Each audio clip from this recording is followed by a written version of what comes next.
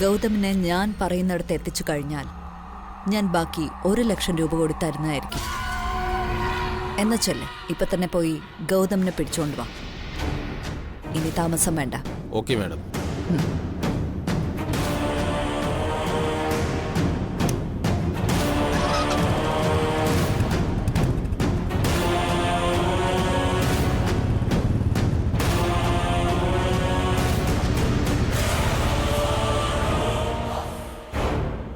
ഗൗതം, ഇനി നിനക്ക് രക്ഷയില്ല.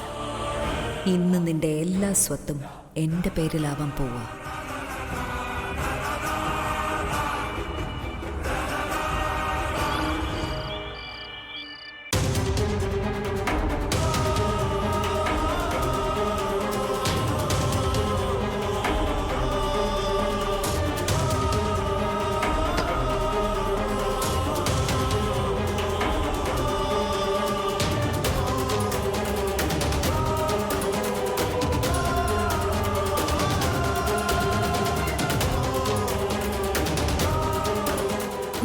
അമ്മു, ചന്ദ്രകാന്തത്തിൽ പോയിട്ട് എന്തായി? ചേച്ചി ഇപ്പോഴും ഇങ്ങോട്ട് വരാൻ തയ്യാറല്ല. ദൈവമേ, ഇനി ശ്രീകുട്ടി തിരിച്ചു വരാൻ തയ്യാറല്ലെന്നോ? അവളിങ്ങനെ വാശി പിടിച്ചെന്ന എന്താവും? ശ്രീകുട്ടിയുടെ വയറ്റിലൊരു കുഞ്ഞു വളരുന്നുണ്ടെന്നുള്ള ചിന്ത പോലും അവൾക്ക് ഇല്ലാതെ പോയല്ലോ. ചേച്ചി കടുത്ത വാശിയില്ല. കുഞ്ഞിന്റെ കാര്യമൊന്നും ചേച്ചിക്കൊരു പ്രശ്നേ അല്ല. അവൾ ഇതെന്ത് ഭാവിച്ചാ ഇനിയും അവിടെ കയറി നിൽക്കുന്നേ? നീ ഇവിടുന്ന് പോകാന്ന് പറഞ്ഞതല്ലേ? ഞാനേ പോവാൻ പാടില്ലെന്ന് ചേച്ചി ഇപ്പോഴും പറയുന്നത് അത് എന്തിനു വേണ്ടിയെന്ന് കാവേരി ചേച്ചിക്ക് അറിയില്ലേ? ഇങ്ങനൊരവസ്ഥയിൽ ആ മനുഷ്യനെ ഇഞ്ചിഞ്ചായി വേദനിപ്പിക്കാൻ. ശരിയാ, അവളുടെ വയറ്റിൽ അവന്റെ കുഞ്ഞു വളരുമ്പോ സഞ്ജുവിനൊന്ന് കാണാൻ പോലും മുഖം കൊടുക്കാതെ അവൾ അവനെ ശിക്ഷിക്കുകയാണ്. ഇപ്പൊ അവള് മടങ്ങി വരാൻ തയ്യാറായില്ലെങ്കിൽ ഇനി മംഗലശ്ശേരിയിലേക്ക് അവള് വരുമെന്ന് എനിക്ക് തോന്നുന്നില്ല അമ്മു. പണ്ടേ വാശിയുടെ കാര്യത്തിൽ ഒരു വിട്ടുവീഴ്ചയും ശ്രീകുട്ടി കാണിക്കാറില്ലെന്ന് വല്യച്ഛ പറഞ്ഞു കേട്ടിട്ടുണ്ട്. ആ പിടിവാശി തന്നെയാ അവൾ ഇവിടെയും കാണിക്കുന്നത്. അവൾക്ക് വിശേഷമുണ്ടെന്ന് അറിഞ്ഞ നിമിഷം മുതൽ ശ്രീദേവിയടത്തേക്ക് ഒരു പ്രതീക്ഷയൊക്കെ വന്നു തുടങ്ങിയതാ. ഇനി എങ്ങനെ ഞാൻ ഈ വിവരം അവിടെ ചെന്ന് പറയും? ഈ കുടുംബത്തിൽ ആർക്കും സ്വസ്ഥതയും സമാധാനം ഉണ്ടാവുമെന്ന് ആരും കരുതണ്ട. എല്ലാത്തിനും കാരണം ഞാനല്ലേ? ഇനി ഒന്നും കണ്ടില്ല കേട്ടില്ല എന്ന് കരുതി എനിക്ക് പോവാനാവില്ല. നിന്നെ ഞാൻ കുറ്റപ്പെടുത്തിയതല്ല അമ്മു. ശ്രീകുട്ടിക്ക് എന്താണ് സംഭവിച്ചതെന്ന് നന്നായിട്ട് അറിയാം. നിനക്കതിലൊരു പങ്കുമില്ലെന്നും അവൾക്കറിയാം. നീ ഈ വീട്ടിലേക്ക് സ്വയം വന്ന് കയറിയതല്ല. എങ്കിലേ അതൊരു ചതിയാണെന്ന് പറയാൻ പറ്റൂ.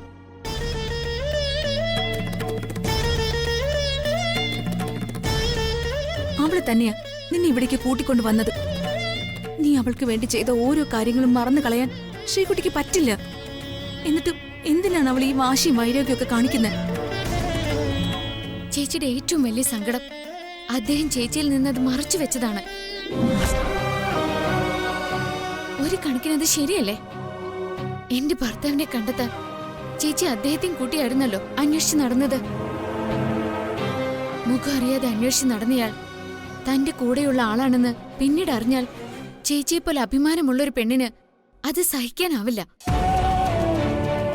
എന്റെയും ആ മനുഷ്യന്റെയും അവസ്ഥ എന്ത് തന്നെയായാലും അതൊരു കൊടും ചതി തന്നെയാ. ഇവിടെ നിന്നും പോവാൻ ഇറങ്ങിയതാ ഞാൻ. തൽക്കാലം ഞാൻ ഇനി പോകുന്നില്ല. എനിക്ക് വീട്ടിലേക്ക് പ്രസവത്തിന് മുൻപ് ചേച്ചി കൊണ്ടുവരണം. ഇത് എന്റെ മാത്രം ആവശ്യമാണ്.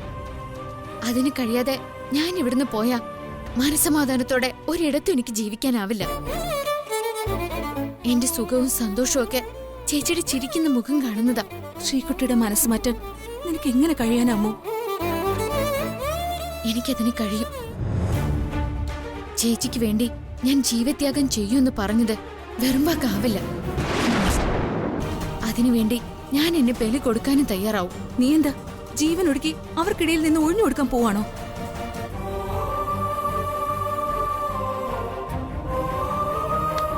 നോക്കമ്മു, അതുകൊണ്ട് ഒരു ഗുണവും ഉണ്ടാവുന്ന നീ കരുതണ്ട. പിന്നെ ഈ ജന്മം ശ്രീകുട്ടിക്ക് വീട്ടിൽ വന്ന് കയറാൻ പറ്റാതാവും. ആത്മഹത്യ ചെയ്യാനാണെങ്കിൽ എനിക്ക് എന്നെ അത് ചെയ്യായിരുന്നു. മരണത്തിന് പോലും എന്നെ വേണ്ടെന്ന് ഒരുപാട് അനുഭവങ്ങളിലൂടെ തിരിച്ചറിഞ്ഞവളാ ഞാൻ. പിന്നെന്താ നീ ചെയ്യാൻ പോകുന്നതെന്ന് എന്നോട് പറ. മരിക്കാതെ തന്നെ മരിച്ചു ജീവിക്കുന്ന ഒരുപാട് പേരുണ്ട് ഈ ലോകത്ത്. ഞാനും അതിലൊരാളായ പോരെ?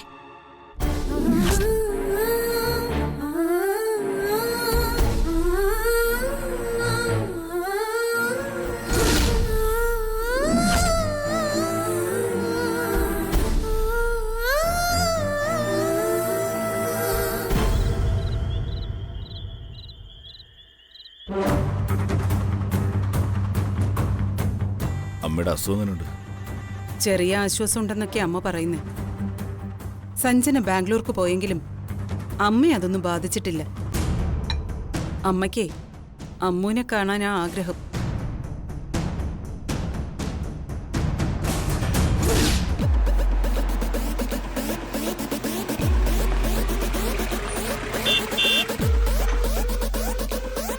ആരാധന ഒരു വണ്ടിയുടെ ശബ്ദമല്ലേ കേട്ടോ? ആ ഗൗരി കഴിക്കും, ഞാൻ നോക്കിട്ട് വരാം. ഏട്ടൻ കഴിച്ചിട്ട് പോ.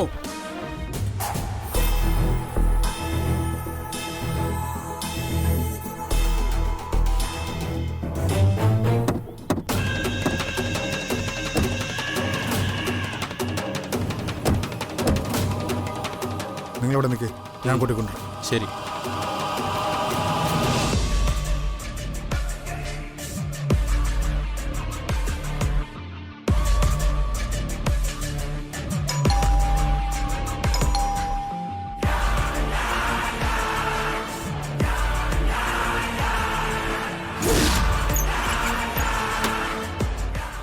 ആരാ? ഗൗതമല്ലേ? ആ അതെ. ആ അത് നിങ്ങളൊന്ന് വരൂ, നിങ്ങളോട് സാറിനൊന്ന് സംസാരിക്കാനുണ്ട്. വേണ്ട മോനെ, നീ ഇപ്പൊ ഒരിടത്തും പോവണ്ട. അല്ല ഏത് സാറാ? സാറിനോട് ഇങ്ങോട്ട് വരാൻ പറ. മോനെ വേണ്ട, ഇതിലെന്തോ ചതിയുണ്ട്. നിങ്ങൾ കുറേ കാലം കടപ്പയിൽ താമസിച്ചല്ലേ, അന്ന് സഹായമൊക്കെ ചെയ്തതെന്ന് സാറാ. ആര്? ശിവനാ? ആ അതെ, കടപ്പ ശിവൻ സാർ തന്നെ. ആ അയാൾ ഇങ്ങോട്ട് വിളിക്കേ. നീ പേടിക്കണ്ട, എനിക്കറിയാവുന്നതാണ്. വാ. ആ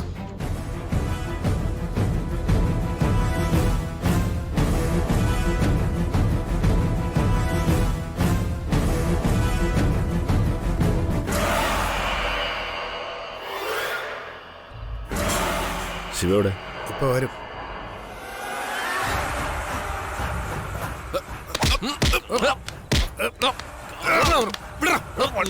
അയ്യോ മോനെ,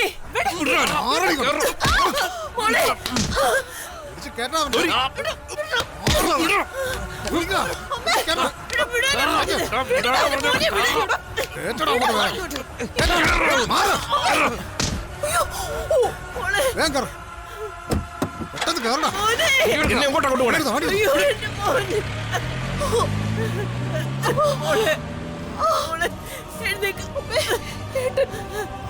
മോനെ, മോനെ കൊണ്ടുപോകല്ലേ.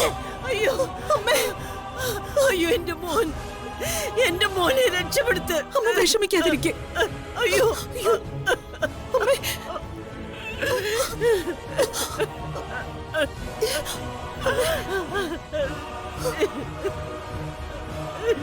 അമ്മേ.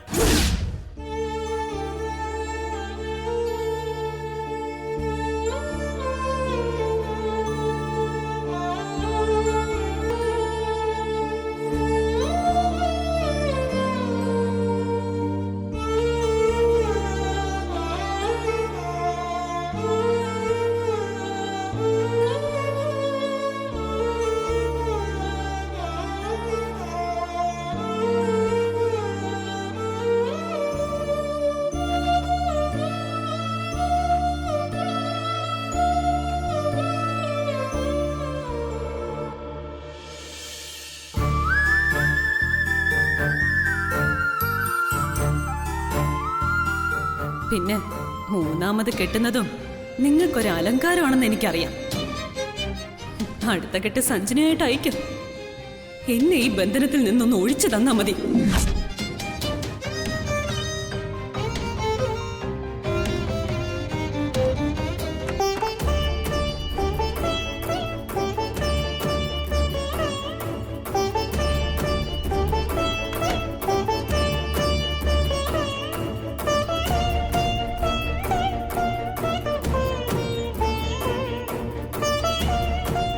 അമ്മുവിന്റെ കഴുത്തിൽ താലി കിട്ടിയത് ഞാനാണെന്നല്ലേ നീ വിശ്വസിക്കുന്നത്? പെറ്റീഷനിൽ കാരണമായിട്ട് എന്താ നീ ഇത് പറയാത്തത്?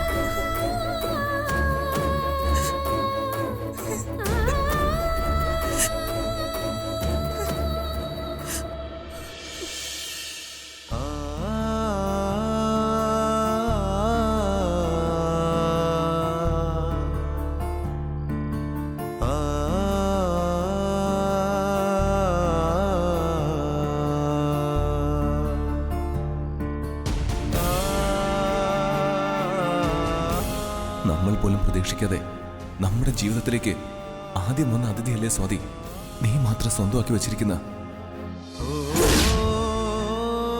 നിനക്ക് എന്നോട് ഒരു വട്ടം ക്ഷമിച്ചൂടെ? എന്നെ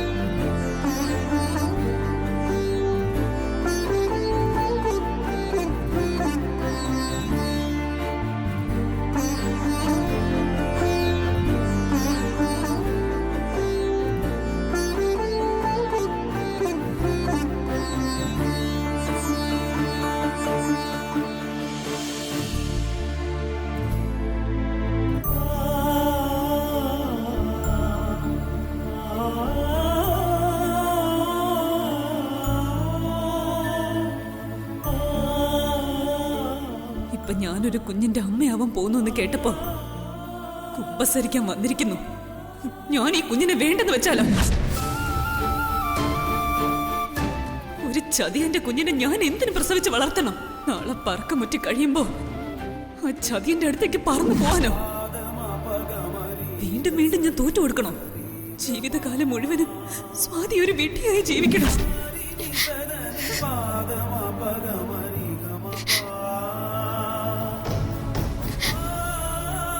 അദ്ദേഹത്തിന്റെ ജീവന് അപായം വരാതിരിക്കാൻ വേണ്ടി മാത്രമാണ് ഞാൻ ഈ താലി കഴുത്തിലണിയുന്നത്.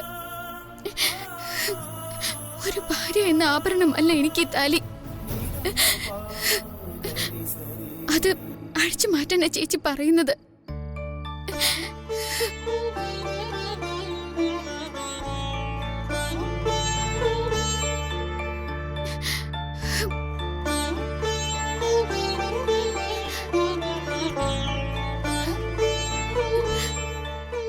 ക്രിയകൾ ചെയ്തിട്ടാണെങ്കിലും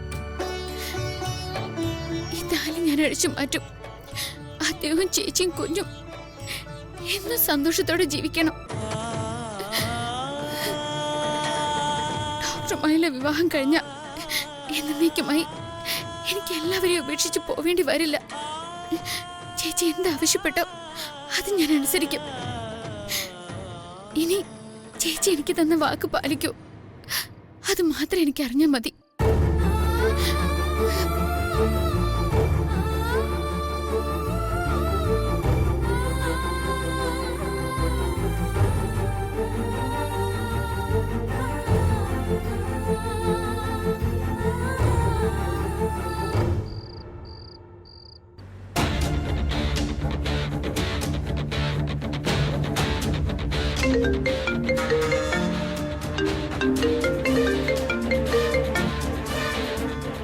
എന്തായി കാര്യങ്ങൾ?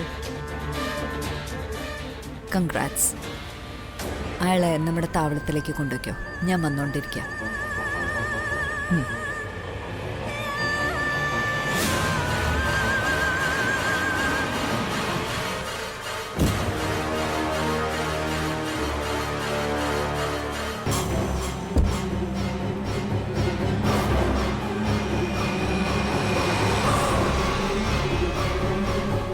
കവിതയുടെ ഈ കളി ജാക്കിയെ വെച്ചല്ലാന്ന് ജോസ് പറഞ്ഞത് ശരിയായിരിക്കും.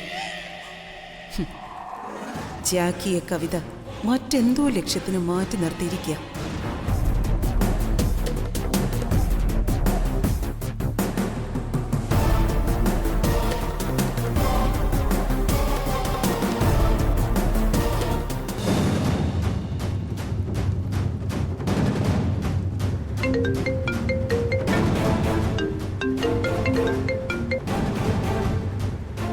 എന്താ ഗൗരി? എന്താണെന്നോ? നീ എന്റെ മുന്നിൽ അഭിനയിക്കുകയാണോടി? എന്റെ ഏട്ടനെ നീ എവിടേക്കാ കൊണ്ടുപോയെന്ന് എനിക്കറിയണം. നിന്റെ ഏട്ടൻ എൻ്റെ ഹസ്ബൻഡ് അല്ലേ? എൻ്റെ സ്വന്തം ഭർത്താവിനെ ഞാൻ എവിടെ കൊണ്ടുപോവാനാ? പെറ്റമ്മയുടെ ചോര കണ്ടിട്ട് മതിയാവാത്ത ദ്രോഹി, നിർത്തടി. ഗൗരി, നിനക്കെന്താ ഭ്രാന്ത് പിടിച്ചോ? ഞാൻ എൻ്റെ വീട്ടിൽ കിടന്ന് ഉറങ്ങുക. അല്ല, ആക്ച്വലി ഗൗതത്തിന് എന്തു പറ്റി? ദക്ഷ എന്റെ നേരെ തട്ടിക്കയറാതെ കാര്യം പറ. എന്റെ വീട്ടിൽ നിന്ന് ഏട്ടനെ തട്ടിക്കൊണ്ടു പോയിട്ട് നീ നിരപരാധി ചമയുന്നോ? അയ്യോ, അങ്ങനെയൊക്കെ സംഭവിച്ചോ? ആ, നിന്റെ ചേട്ടന്റെ കയ്യിലിരിപ്പൊക്കെ നിനക്ക് അറിയാലോ അല്ലേ? ഗൗതത്തിന് ഇല്ലീഗലായി ഒരുപാട് ഇടപാടുകൾ ഉണ്ടാവും. അതിലാരെങ്കിലും ആവും കൊണ്ടുപോയത്. നീ തന്നെ അതിന് പിന്നിലെന്ന് എനിക്കറിയാം. എന്റെ ഏട്ടൻ എന്തെങ്കിലും പറ്റിയാ ദേ നിന്നെ ഞാൻ ബാക്കി വെച്ചേക്കില്ല, തീർത്ത് കളയും. ഷോ, നീ എന്നോട് പോരിന് വരാതെ ഗൗതത്തെ കണ്ടുപിടിക്കാൻ നോക്ക്. അല്ലെങ്കിൽ ഞാൻ വിധവയായി പോവും. ഞാൻ വരുന്നുണ്ടടി നിന്നെ കാണാൻ. ആ, ഹലോ.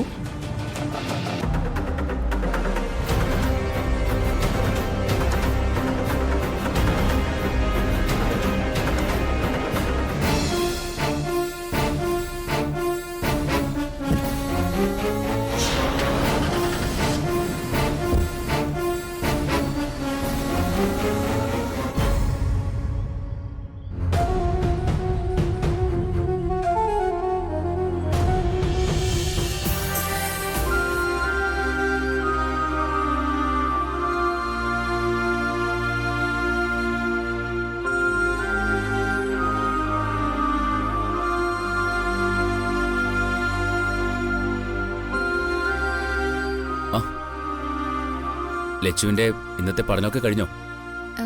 ഞാനിന്ന് പഠിച്ചില്ലല്ലോ. അതെന്താ? ഇന്നെന്തോ പഠിക്കാൻ തോന്നുന്നില്ല. അതൊന്നും പറ്റില്ല. ഓരോ ദിവസവും നമ്മുടെ ജീവിതത്തിൽ പല സംഭവങ്ങളുണ്ടാവും. അതൊന്നും നമ്മുടെ പഠിത്തത്തെ ബാധിക്കാൻ പാടില്ല ലച്ചു.